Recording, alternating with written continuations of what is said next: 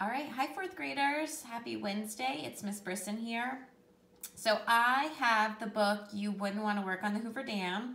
We have been reading it the past couple of days and we are going to continue to read it today. I just want to review with you the chart that we've done so far.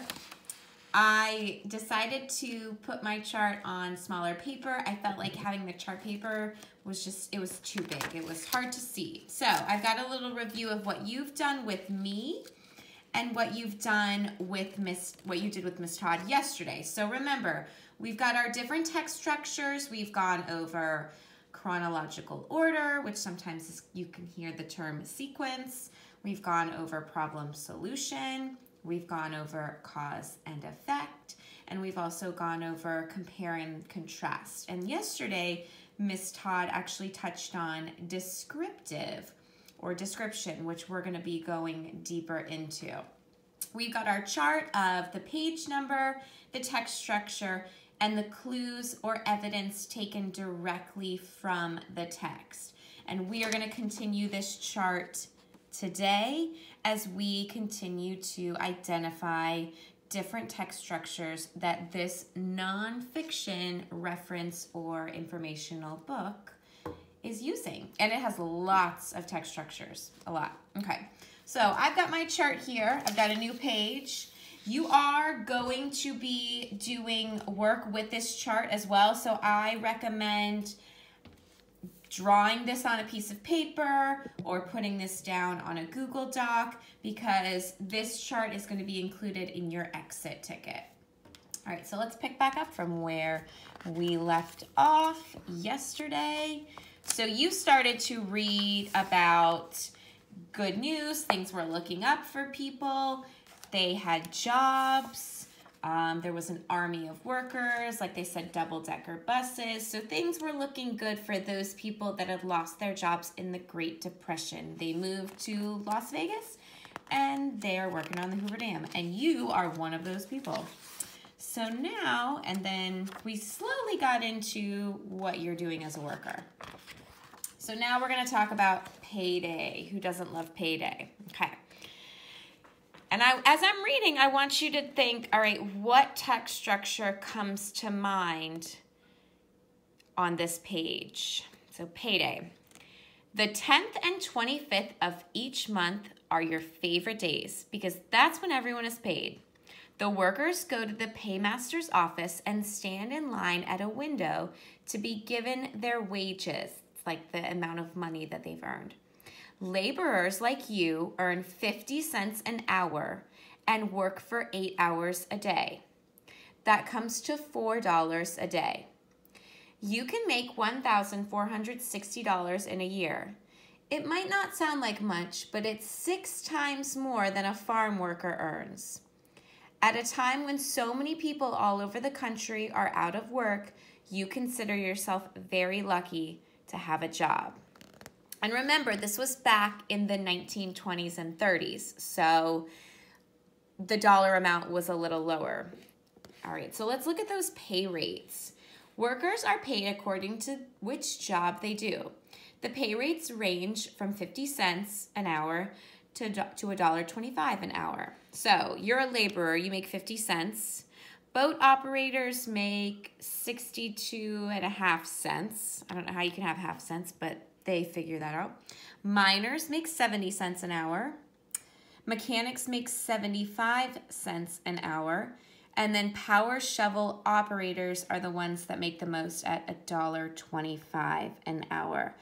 And remember, you have to be skilled in different roles. So you can't just become a mechanic if you don't have the skills. All right, so let's just take a look. Let's read our little facts. When workers are hurt, they go to one of 2 first aid stations. If their injuries are serious, they are taken to a 20-bed hospital built specifically for the dam project workers. And then here's your handy hint. You have to work hard for your money so you don't gamble it away on card games. So I can kind of infer that they probably played a lot of cards, maybe gambled with each other while they had downtime. So you got to make sure to save your money. You can't give it away. Last one. Thirsty work. Young lads, or men, called water boys run around the site giving bags of full water to the workers to quench their thirst. So that was what a water boy did. So I want you to think what text structure comes to mind. This one we're going to do together, but the next one you are going to have as part of your exit ticket throughout our mini lesson. So I'm going to write that this is page 16. And I'm really thinking about the different wages. So they talk about a lot of different amounts of money that and the pay rates that the workers are earning. Not everyone is earning the same amount, but everyone is doing some type of work. So this would be a really good page to compare and contrast, right? We're comparing the amount of the work that they're doing, the roles, and we're contrasting how much money they're making. So my clues or evidence from the text are pay rates and wages of, and they didn't call them workers, they called them laborers. So I'm going to put what they have in the text. Okay. All right, draw my line. Let's look at our next page. High scalers. Okay. After starting off as a general laborer, you work as a mucker for a few weeks. Muckers clear mud and rock out of the bottom of the tunnels that are being dug to divert the river. And we learned about diverting the river yesterday. It's a filthy, which means dirty, smelly job. Luckily, you are soon promoted to the job of a high scaler. The high scalers hang from the top of the canyon at the end of ropes. They use jackhammers to drill holes in the rock. The holes are filled with dynamite. After the charges explode, the high scalers clear away loose rock with a crowbar to leave a clean, solid surface for the dam walls to rest against. Wow, lots going on there. So just review that page, all of those steps and the things that you do as a high scaler. You also can't be afraid of heights. I know that I am afraid of heights. That would probably not be the best job for me. All right, so this is you working as a mucker. Working as a mucker is a back-breaking job, and it has to be done quickly. Trucks are waiting to carry away the rock and mud. No wonder they call us muckers. You can see he's like knee-deep in the mud. All right, let's look. Workers make their own safety helmets by dipping soft hats in hot tar. When the tar cools, it hardens. The men call their homemade safety equipment hard-boiled hats or hard hats. They prevent a lot of injuries. That's actually where the term, we still use the term hard hats today. Like when Mr. Brisson goes on a construction site, he wears a hard hat. So that's really interesting that that's where that term came from. You can see that they're making it out of tar. And then your last little handy hint, don't work as a high scaler if you're afraid of heights. So like I just said. So what I want you to do is I want you to pause the video right now. And I want you to reread this high scalers page. I want you to find a text structure that you think would go well for this page. I want you to tell me that text structure. And then I want you to give me evidence from this page, from this paragraph, supporting why this text structure fits, okay? So you're going to use this chart. So you're going to write page 18. You're going to tell me the text structure, and then you're going to take the clues directly from page 18, okay? Text structure, evidence. So I'm going to have you pause right now.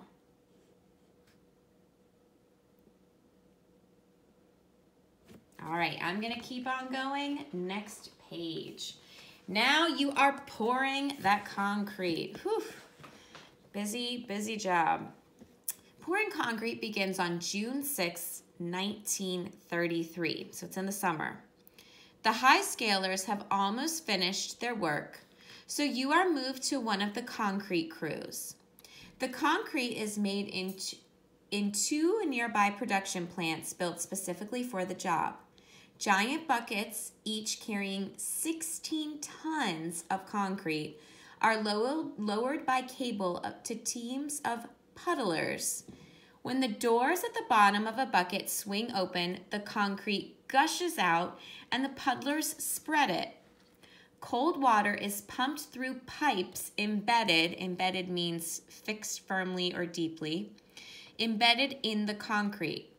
This keeps the concrete cool and stops it from cracking while it sets. You've probably seen concrete when it's cracked and then it dries like that, so it's no longer smooth. All right.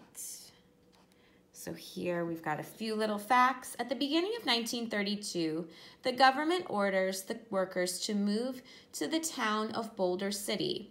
Everyone is eager to leave the tents and shacks, so Ragtown is soon deserted.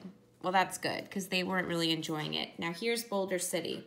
Boulder City, has been built by the government and the construction company 7 miles from Ragtown to house the dam workers, so they're like little houses. All right, so here is how it all comes out, how they're pouring the concrete.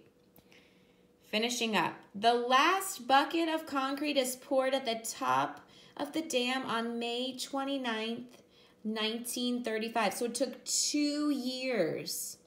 The work is finished 2 years ahead of schedule and under budget, so that's good. So they expected it to take 4 years, but it only took 2. Still a long time. You're going to see why it took so long. Don't stand still in wet concrete for too long or you might get stuck. All right, so what you're going to do now on this page, we're continuing our text structures theme. I want you to think about the text structure that comes to mind on this page. I'm looking for a specific text structure. I'm going to give you the evidence and I want you to think, all right, what structure goes really well with pouring concrete? So as you can see, so we've got our chart. I want you to use your chart to do exactly what I'm doing. We've got page 20. You're going to figure out the text structure. And I'm going to tell you, it's pretty much going step by step on how to pour concrete.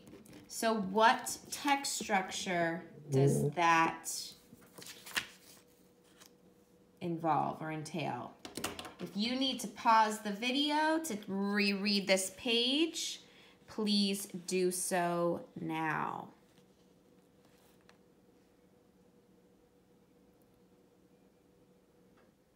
All right, and I'm going to continue. This is the last page we're going to read today. So, as you can see, look at all that concrete. Now you see why it took so long. Yeah, wow, looking good. A new lake. The rock and soil that were dumped to block the river and are taken away by trucks, and the ends of the diversion tunnels are blocked. The Colorado River now flows toward the dam for the first time. The giant concrete wall stands firm as the water slowly rises behind it. This creates a huge new lake, which is named Lake Mead. By 1939, Lake Mead holds more than 8 trillion gallons of water.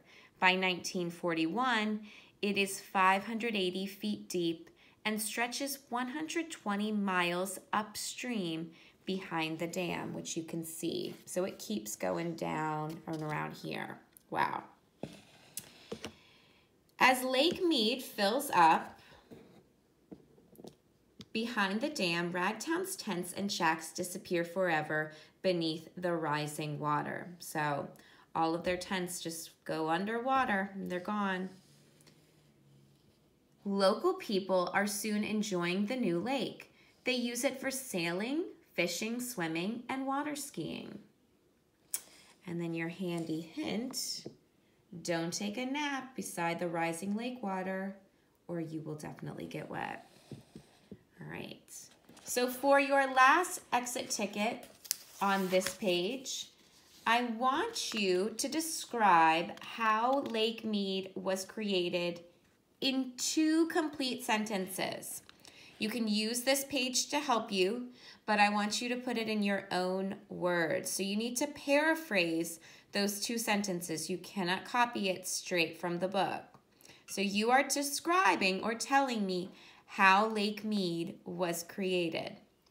And if you want for extra credit, you can give me another text structure that you see on this page. All right, tomorrow you are going to finish the book. So let's just do a quick review. Page 18, you are giving me the text structure and the evidence. Page 20, you are giving me the text structure based on the evidence I gave you about pouring concrete. And then if you want to do a extra credit, you can do page 21. But you are definitely on page 21 telling me how Lake Mead was created in 2 sentences. This will also be on the Google Doc, okay? All right, I will see you guys soon. Bye.